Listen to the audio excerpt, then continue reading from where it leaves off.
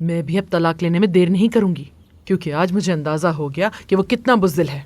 वो चला गया है, लेकिन तुम्हें मुतमईन नहीं होना चाहिए। हो सकता है वो मौका देखकर तुमसे बदला लेने आ जाए। मैं कह रही हूँ ना, आज उसकी बहादुरी मैंने अपनी आंखों से देख ली है।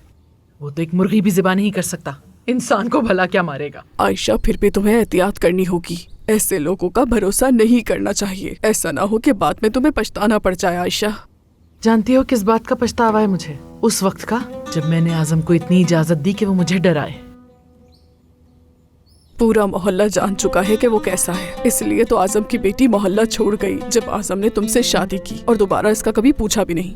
आज़म से जान छुड़ाने के लिए उसके दामाद ने अपनी नौकरी तक छोड़ दी। फिर ये बेशरम इंसान मेरे गले पड़ गया। याद है उसकी बेटी और किराएदार ने कहा था कि वो हमारा ख्याल रखेगा। मुझे कुछ नहीं चाहिए, हाँ। बस जाए अपनी बेटी के पास और उसी के साथ रहे। मेरी जान छोड़े। अब जो उसने मेरी बेटी के साथ किया है, मैं उसे कभी माफ नहीं करूंगी। ठीक कह रही हो आयशा।